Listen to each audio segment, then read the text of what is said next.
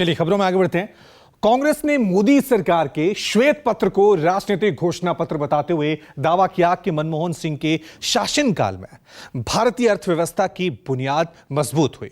हालांकि वित्त मंत्री निर्मला सीतारमण ने कोयला घोटाले का जिक्र करते हुए दावा किया कि यूपीए के शासनकाल के दौरान कोयला को राख बना दिया गया था, इसे मोदी सरकार ने हीरे में तब्दील कर दिया है। लेकिन कांग्रेस ने आरोप लगाया कि इस श्वेत पत्र के जरिए मोदी सरकार अपनी विफलताओं पर पर्दा डालने की कोशिश कर रही है, महंगाई और बेरोजगारी के संकट को छुपाना चाह रही है।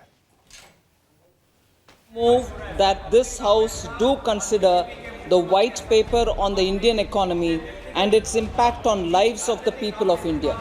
भारतीय अर्थव्यवस्था पर मोदी सरकार की तरफ से पेश श्वेत पत्र पर लोकसभा में बहस के दौरान वित्त मंत्री निर्मला सीतारमण ने यूपीए सरकार पर घोटाले का इल्जाम लगाया, कोयले को राख बनाया। ये भी दावा किया कि मौजूदा मोदी सरकार ने उसी कोयले को हीरे में तब्दील कर दिया।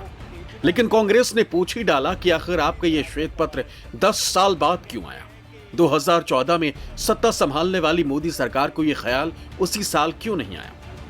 गंभीर काम किया है और सीएजी के रिपोर्ट में सीएजी के रिपोर्ट में यह बोला गया कोल स्कैम के ऊपर 1.86 लाख करोड़ का भारत के लिए नुकसान पहुंचाया।